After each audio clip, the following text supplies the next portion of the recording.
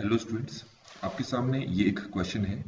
A solid sphere with uniform density and radius r is rotating initially with constant angular velocity omega 1 about its diameter. After some time during the rotation, it start losing mass at uniform rate, and with no change in its shape, the angular velocity of the sphere when its radius become r by 2 is x omega 1. The value of x is.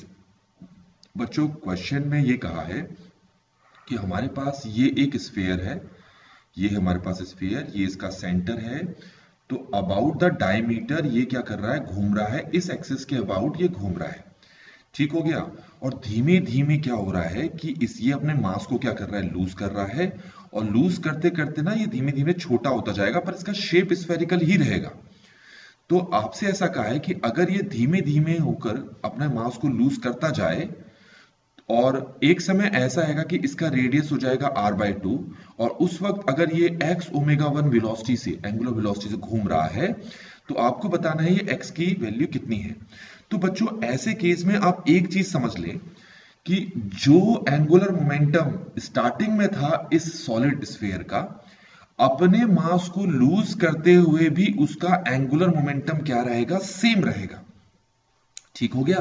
तो यहां हम law of conservation of angular momentum का concept लगाने वाले हैं, जो कि ये कहता है कि I1 ओमेगा 1 इक्वल होगा आपका I2 ओमेगा 2।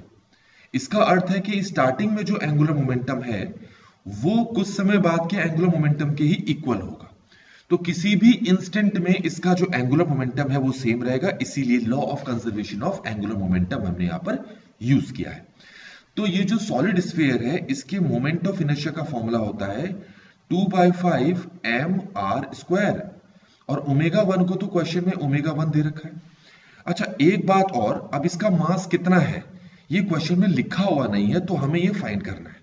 पर क्योंकि इनकी डेंसिटी सेम है, तो जो स्फीयर आपने स्टार्टिंग में लिया था उसकी जो डेंसिटी है और अब जो स्फीयर बन गया है उसकी भी डेंसिटी क्या रहेगी, सेम रहेगी।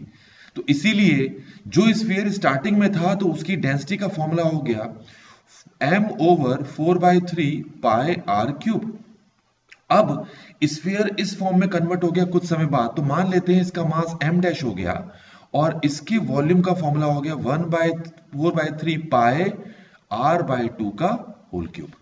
अब इसको अगर सॉल्व करोगे तो m' हमारे पास आ जाएगा यहां m/8। तो ये क्या आ गया हमारे पास, ये जो स्फीयर अब हमारे पास नया बनकर आया है, कंटिन्यूसली बड़े वाले स्फीयर ने अपने मास को लूज किया है, तो फाइनली वो इस फॉर्म में कन्वर्ट हो गया है। तो इस वक्त इसका मास कितना है, m/8, और इसका रेडियस कितना दे रखा है, r/2।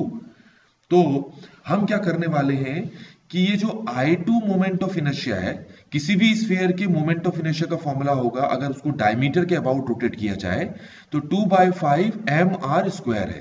तो यही फॉर्मूला हम I2 में भी लगाएंगे, बस m के स्थान पर m/8 हो जाएगा और r के स्थान पर r/2 हो जाएगा। तो 2/5 m/8 और ये हो गया r/2 का होल स्क्वायर। और ये जो एंगुलर वेलोसिटी दे रखी है क्वेश्चन में, ये दे रखी है x ओमेगा 1। इतना समझ में आ गया।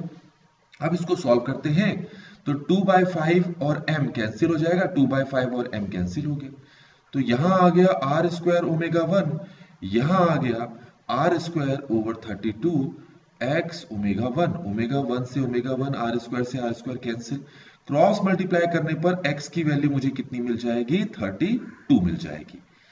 तो अगर हम वापस क्वेश्चन में जाएं तो x की वैल्यू ही पूछी है, तो x की वैल्यू हमारे पास कितनी आ गई बच्चों, यहां पर 32 आ गई।